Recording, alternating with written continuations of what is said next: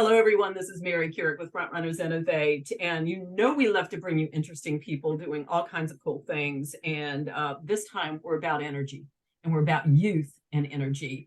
And I love how this conversation is probably going to roll out. I already have this idea. It's going to be rich with all kinds of information, but also inspiration. And we're going to get that from Helen in a few minutes. But I want to bring in my co-host. You might know her face because she's been with us before. This is Aditi Banerjee out of the UK. Aditi is 17, but she is killing it out there, doing all kinds of things with her written word, her poetry, and her advocacy work. So Aditi, share a little bit about yourself with us. So those people who don't know you can get to know you a little bit. Of course, thank you.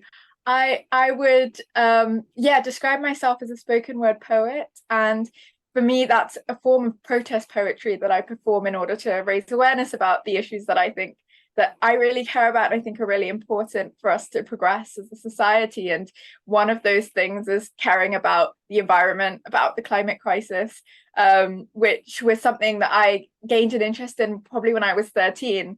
Unsurprising when you think about how much it's going to affect our futures. But I discovered it by first hearing about the Sustainable Development Goals and creating my YouTube channel, Save Our World, where I was trying to create some educational videos for teaching other people in my generation, particularly about these things that we can all do every day to work towards a better future. But climate change particularly took my interest and was something I created a website on, just because I wanted to raise awareness about all of this information in one place and how we can tackle it. But I love that Helen is all about how we can tackle it, and so I'm so excited to hear from her.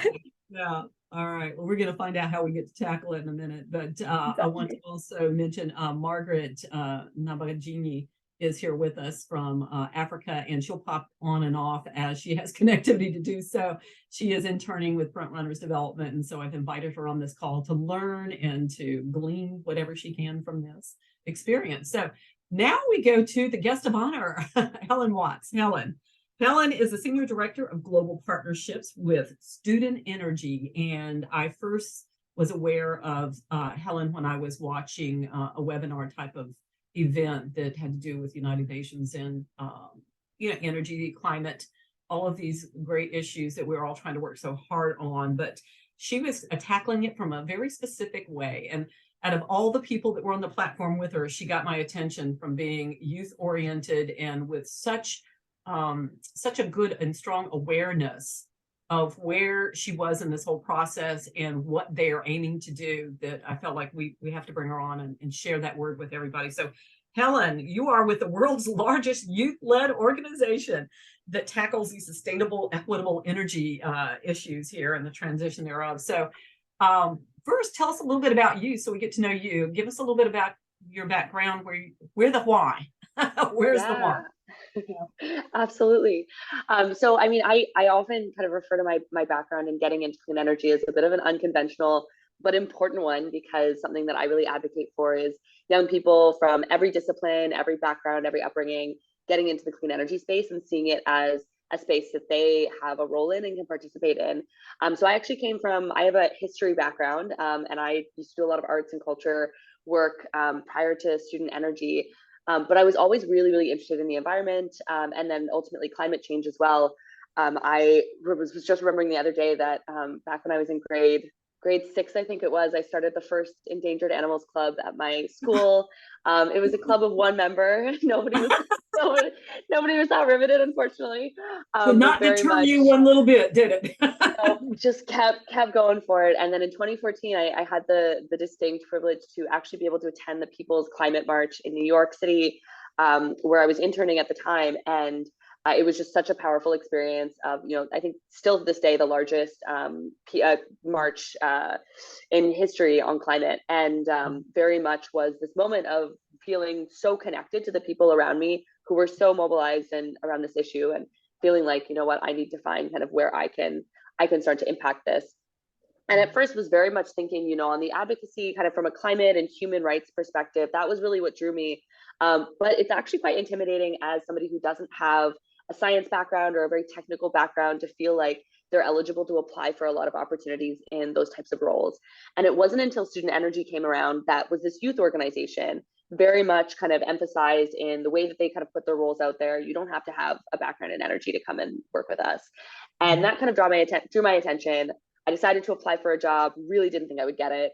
And I ended up being offered this platform to really come in with, little to no kind of conventional background in climate and energy, and really learn from the ground up and be part of this organization. At the time, we were just 2 people and one part-time person, and grow it over the next 5.5 years. Now we have, I think, 46 staff around the world in every continent, and have very much grown into this organization that is working to do exactly what happened to me, very much bring in every young person into the space as possible and make us feel like we have the resources, connections, network, community that we need to really make a difference on these issues.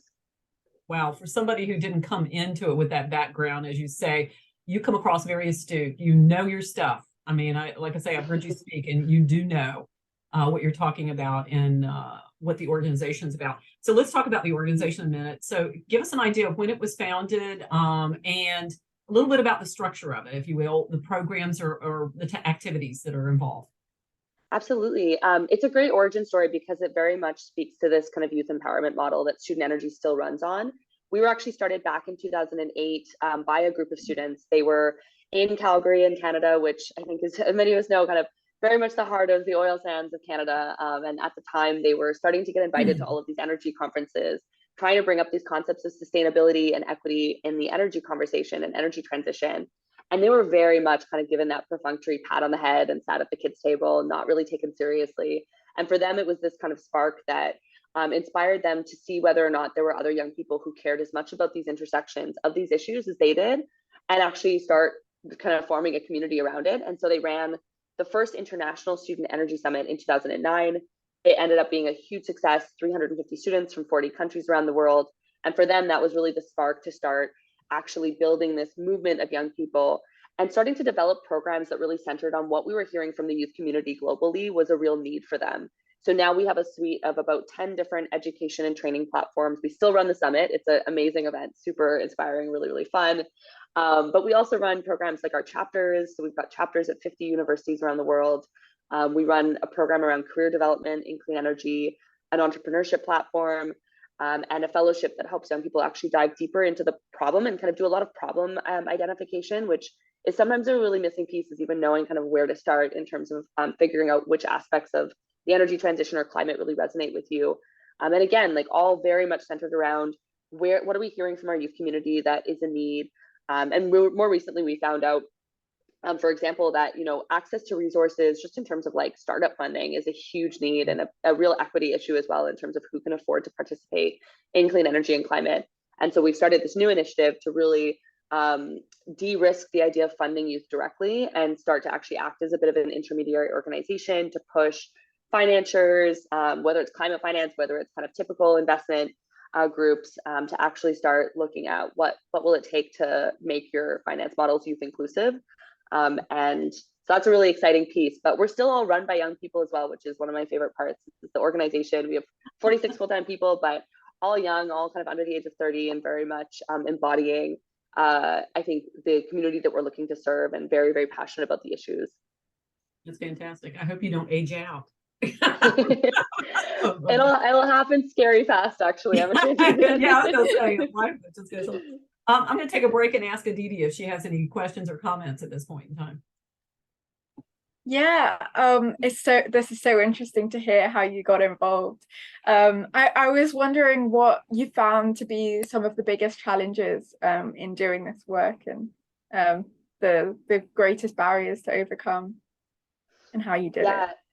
It's a great question. I think there's two pieces. There's kind of an internal piece for me as a young person working in the space, and I think at first, and still, feeling really intimidated by a lot of the other young people and kind of established leaders in the space. And then there's another piece as well on where I'm seeing a lot of structural barriers in terms of making space for young people to be involved. And on the personal level, I think the common term, imposter syndrome, like, it doesn't matter how long you've been in the space, how many speaking opportunities you get or what have you. Kind of the magic of it is that you're always surrounded by really inspiring people. And the hard part, that is just a human piece, is that you spend a lot of time kind of, questioning, should I be in this room? Do I deserve to be in this space? Do I know enough to participate? And it's something a lot of young people feel, and a lot of non-young people, non-youth also feel. It's for sure a common thing. And I think when you're so personally connected to the issues as well, it can be something that can be quite difficult, because you want to give as much as you can, and questioning whether or not you're bringing everything that you possibly can to that issue, and really leveraging the platforms that you're offered to their fullest potential, can be really difficult. But a way that I've really countered that, or worked on that, is very much in coaching other young people who are dealing with that. I think it actually really helps you as well as an individual. And Best then way to also learn really anything is to teach. Yeah. exactly, 100%. And then creating the platform for other young people as much as possible. There are so many issues that I am not the best person to speak on in the clean energy transition, and I can comfortably say that. And now, because I've been in the space for so long and know so many people, it's an amazing privilege to actually be able to offer up platforms to other young people who have more direct lived experience, sometimes more technical knowledge, but sometimes just kind of different perspectives that need to be heard. And so that's a piece I really love. On the structural side, the piece that is that is really challenging right now is this idea of tokenistic youth engagement. We saw a lot of kind of excitement around the idea of youth and engaging youth when leaders like Greta Thunberg and others really started to develop a platform, and has been a hugely valuable piece for the youth community at large. But we've seen the way that that's translating into actual commitments from actors in the space, whether it's political leaders, whether it's CEOs of influential private sector companies, that it doesn't always translate into what we call meaningful youth engagement. And it can often mean, offering the seat at the table, but not necessarily a real role in influencing decision making. The policy making door will close at a certain point. Young people will get engaged with stakeholders. And it's not to say that that doesn't happen at levels that are not youth levels as well, but I think what young people are really calling for right now is to be seen really as partners in coming up with solutions and designing solutions that are fit for our future, that very much reflect the world that we want to be part of designing. And so, there's this kind of expression that I'm hearing more from my youth community, which is, calling for beyond a seat at the table, more of an active role. And that includes, following through with resources. That means having strong follow-up plans on how, after you've engaged the young person in your consultation, what comes next? How will they know how their input has been taken into real concrete actions, and be re-engaged? And, so I think there's a whole cycle, or a spectrum, I guess, of what real engagement looks like. And I think something I'm still struggling with is just making sure that we're not, now that we've started to open the door for youth, that we're not kind of getting into that like checking the box territory, and very much still pushing for deeper inclusion. I wondered if you ran into that issue of being taken seriously enough, because I think as a woman, that's also an issue in any boardroom situation. But as a young woman, I can see that being an issue where they don't think that you know enough, or you don't have enough experience to be able to actually help create laws or create policies that will make it a difference. Aditi, were you fixing to say something? Go ahead. No, I'm very interested by your question, actually, about the intersection between other parts of like your identity and how that can also contribute to people questioning you. I was just going to say about Helen's answer on the personal aspect. Actually, it helped me in what you said as well, because I sometimes find it difficult with issues to kind of, it feels like there's a lot of pressure that you have to kind of do enough because of the urgency of some of these things. And it was kind of a nice reminder in what you said, that you're part of a larger community. So even if you need to like take a break, or you can't do everything, which we can't, even though we forget it, it's nice to kind of have that reminder that there will be other people who you can defer to, who will step in and we elevate their voices when we're like feeling burnt out. Absolutely. I had a really great, I was doing a leadership program a few years back when I first started with student energy, and there was this kind of light bulb moment for me where the facilitator kind of, I guess, compared it to running a marathon, which I know is a very cliche comparison, but a marathon, not a sprint. And just thinking about, we're so connected, we feel so passionately about these issues. These issues need our best selves in the long run, and we cannot sustain our best selves if we're not kind of caring for ourselves in terms of our health, our well-being, our spirituality, our sense of community. If we're not tending to kind of all those aspects of ourselves and really making sure that we're creating or we're allowing ourselves to sustain our engagement, we're going to burn out after a few years. It's happened in the environmental communities with so many people. They'll go so hard and, working 60+ hour weeks, very much, struggling to make ends meet because the environmental community is not the most lucrative one in the world, and just burn out, just can't do it. And that's a huge problem because, as young people, we're just getting started. We very much need to be in this for the long run. And I need, everybody to be kind of moving into climate roles, whether those are new roles or the way that jobs are evolving right now. And so keeping that kind of drive, that passion, that motivation to keep making change and pushing for change. You can only sustain that for so long if you're in burnout mode 24/7. And I think things like social media, for example, again, not to be cliche, but things like social media, I think are incredible in many ways in terms of building global community, and we rely on it so much. But at the same time, I think can also put us under a lot of pressure as individuals to feel like we always need to kind of perform as much as the highest performer, or the person with the biggest platform. And that can be really, you have to really kind of check yourself and make sure that you are thinking kind of long term and really systemically about kind of the change that needs to happen, because it's going to take a lot of it is going to take time, and so kind of making sure that we're building in systems that kind of protect set boundaries for ourselves and just kind of protect our well-being as well. And then I can maybe speak to your question as well, Mary, on I think the intersectionality of experiences for young people, young women, young gender diverse folks, BIPOC youth as well. There are absolutely so many different kind of layered experiences to how we are kind of treated and kind of engaged in spaces. As somebody who does fundraising, I think I see it, or a big part of my role is fundraising.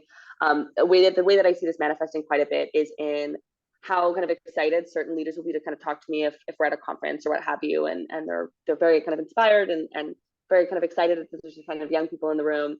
And a young woman in the room, but I'll kind of move the conversation eventually to, well, you're part of this large bank or this kind of large company with resources, is supporting something like student energy, something that you'd be interested in. And I'm sure none of us would be hugely surprised, but oftentimes there isn't a lot of willingness to actually follow through on this kind of excitement and inspiration that some leaders have for young people with actual, signing the check or inviting youth onto your board of directors or kind of whatever that might look like as a kind of a concrete follow through that really demonstrates that youth we're kind of taken seriously beyond this kind of being this source of inspiration for people. And I know we have a whole program at Student Energy entirely run by Indigenous youth called 7 Gen, and they face this all the time as well. Very much when they were getting started as kind of their own autonomous group supported by Student Energy. Even just in fundraising and trying to look for concrete support from the government, like it was an uphill battle, and there was a lot of kind of, we want to like invite you to speak at our event, but we don't want to actually fund your own summit that you're running together. 300 incredible Indigenous youth together.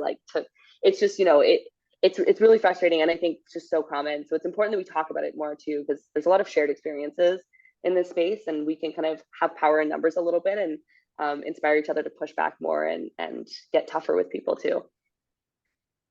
Helen, when is the next summit that you guys are doing? Yeah. So for our 7 Gen Indigenous Youth Summit, that one just happened in September, and I believe the team is looking to host another one next year. But for our international summit, super, super excited about this one. We actually just announced at COP this week, getting my days straight this week, that the next one is actually being held in November next year in 2023 in Abu Dhabi. It's hosted by NYU Abu Dhabi and run entirely by a team of young people, of students. And the plan is to bring together over 600 students from 100 different countries to Abu Dhabi. And it's the first time that there'll actually be a linkage and alignment with COP28. So the youth community at COP is always quite strong, but not really the youth community on clean energy. So we're super excited about the opportunity to actually bring in stronger voices from young people on clean energy transitions. I have a contact I was talking to this week with the Global Impact Forum, I believe, who is there. And I'd love to introduce you and connect you to him, because I think that it would be very useful as far as partnerships goes for that Absolutely. event in particular. That would be amazing. Yeah, yeah, he's got absolutely. Good deep pocket connections too. Amazing. I mean, yeah, if anyone, running a summit in Abu Dhabi is not going to be cheap, but also we we're trying to bring as many young people there as possible with bursaries as well, and travel support. So absolutely, like any connections are more than welcome. Travel is going to be interesting. And that's the one thing, you're going to have a lot of youth that want to be there, that would love to be able to be there and won't be able to afford the trip. So being able to either scholarship some or get, countries to appoint and designate, representatives or what have you might be a way to do that. But, there's money out there. It's just a matter of finding Absolutely. the right pockets for it. Couple other questions that I had is mentors, role models. You personally, who are your mentors and role models? Yeah. So early on, I had to get pretty comfortable with asking people for advice on how to raise money for for an organization like ours. Because coming into it as a young person, I think everybody at Student Energy, it's pretty much all our first careers, or our first like quote unquote real jobs. And so we are very much kind of figuring out what we're doing as we're doing it. And so there's a lot of encouragement at Student Energy to actively seek out mentors and kind of leverage our network that we've built over the last 14 years. And so some of my mentors, I actually have quite a few mentors at Sustainable Energy for All. So they're another organization focused on Sustainable Development Goal 7, so clean, affordable, reliable, accessible energy for everyone. And they've been around for 10 years. Ellen, you're up. There you go. Your audio's back. Oh. Okay, Oh, it blipped no. out for a second. Yeah. Okay. Anyway, yeah, they've been great just in really mentoring me and providing me with a lot of support on just the kinds of issues we should be discussing with our youth network, how to secure the resourcing we need to actually make some of the impactful work happen, and push us to kind of think really big as well about what we can do. Because you can sometimes kind of get into this trap of, thinking that like the biggest ideas are not actually possible. And so they do a lot with us to support us to go further on that. And Dami Lola, who's their CEO, she's just incredible.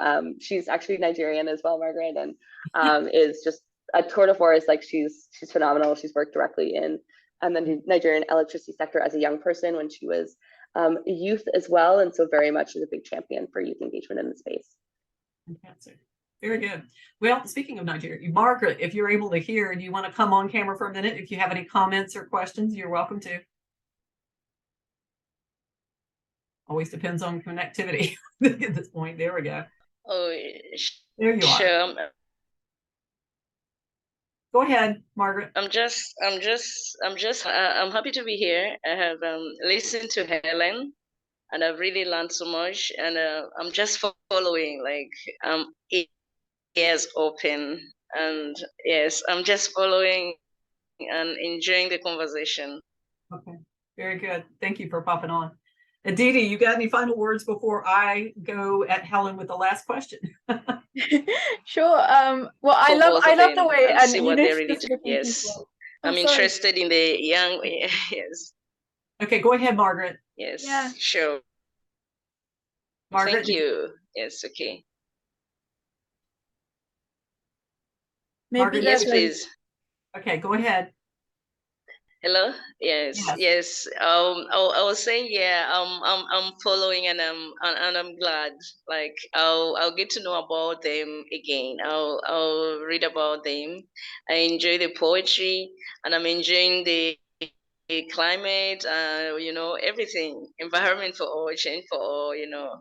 The topics are really interesting, and I'm enjoying myself and smiling along with everyone. Yes. All right, Margaret, that's great. Thank you. I'm going to move on to Aditi for final comments or questions. Yeah, I was going to say, I love how I feel like Helen's face lit up when she talks about her inspirations and her role models, which is so sweet.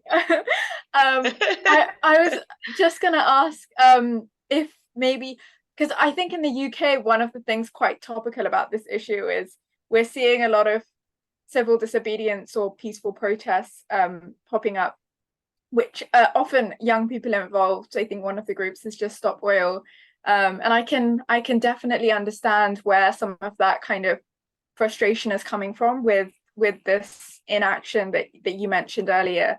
But I was just because obviously it has sparked a lot of controversy, and they're often being portrayed as very disruptive and sometimes harming the cause. And I just wondered if you had thoughts on kind of how you feel the methods can like differ, if you feel like we all work on this in different ways and it contributes to something bigger, or how you feel about this kind of very current. Yeah.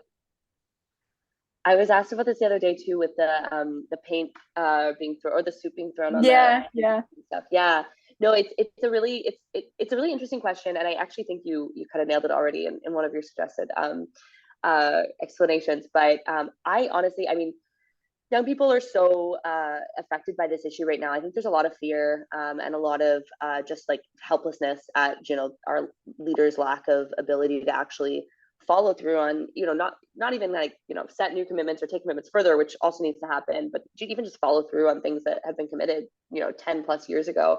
And just seeing, for example, Canada, where I'm from, we've like failed to meet a climate commitment for, over a decade. And it's really, really frustrating. And I think young people look to, how can we just like create this like wake up moment and really, also kind of recapture, I think, some media attention around this issue too, because I think also, we've seen, it's not necessarily that needs to be the core story, but it's a bit of a like statement as to, what will it take for media to kind of make this a headline issue.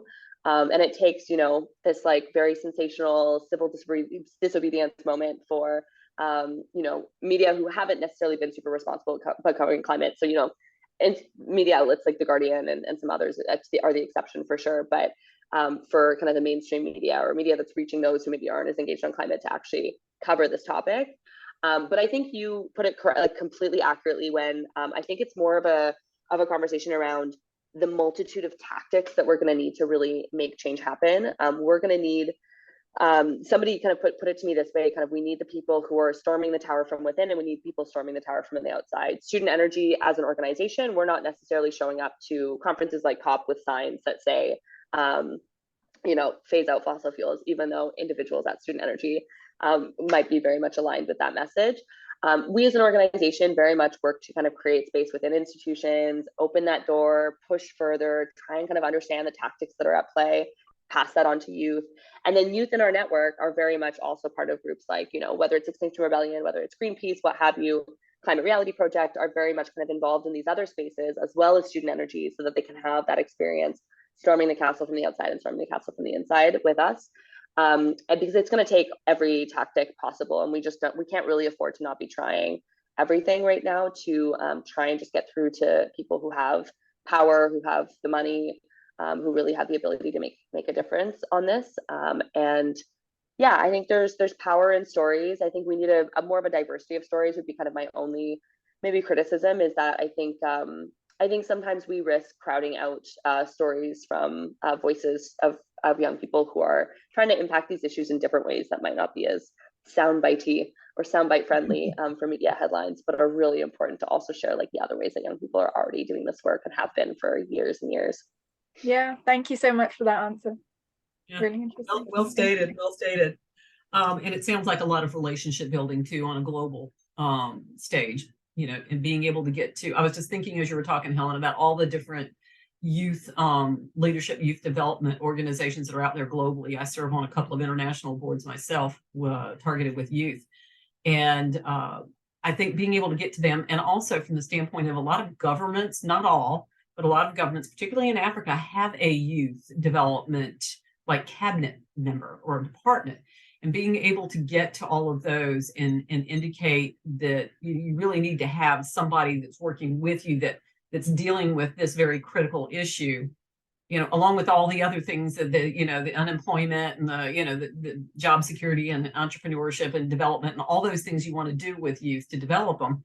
But to be able to hit this very important topic that's only going to take youth really to make it happen. I mean, it's going to take youth working with all of us who are a little bit older, but we know we're going to be gone in a little while, and it's going to be left on the shoulders of people much younger than us to try to create do the big hard work.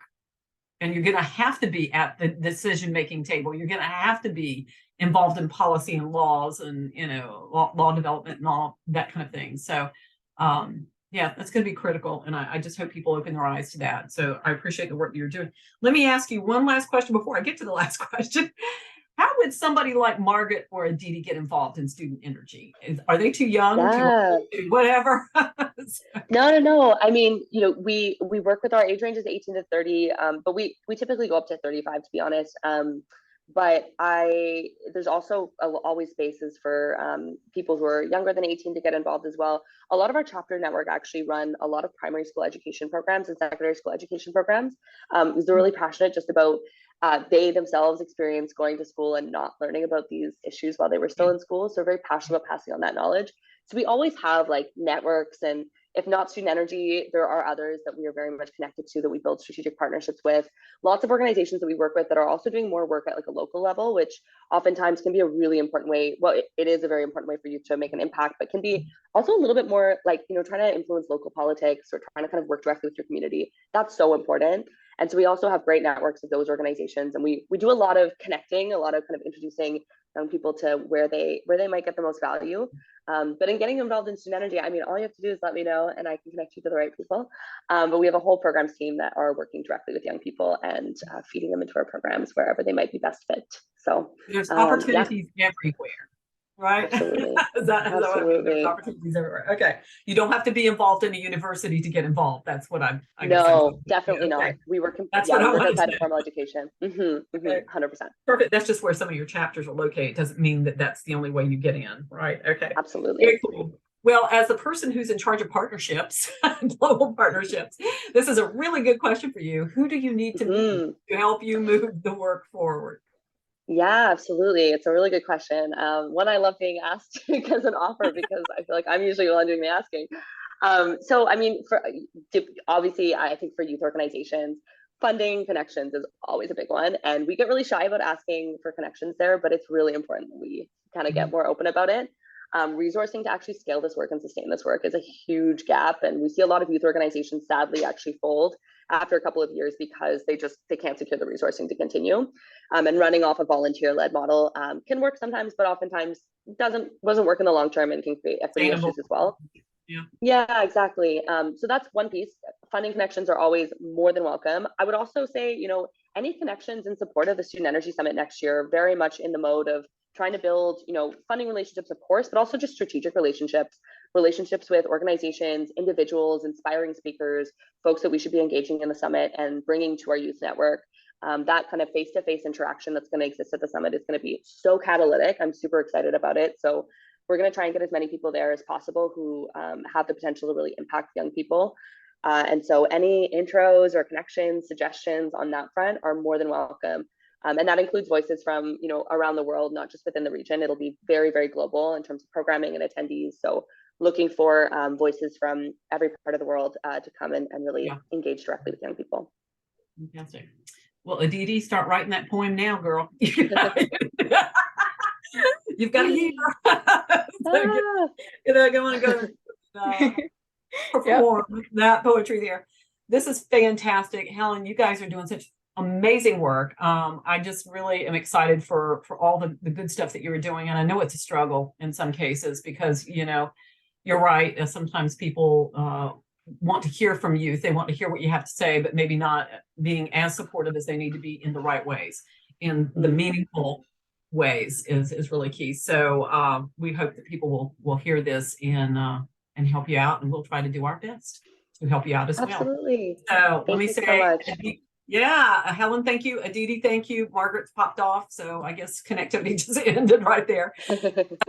Stay with me for just a second. I'm just going to say goodbye to everybody else. If you're watching this on YouTube, go to www.frontrunnersinnovate.com where you'll get this interview. You'll get some links that Helen's provided us, and you'll get a way to connect to the organization that will help get you involved if that's your interest.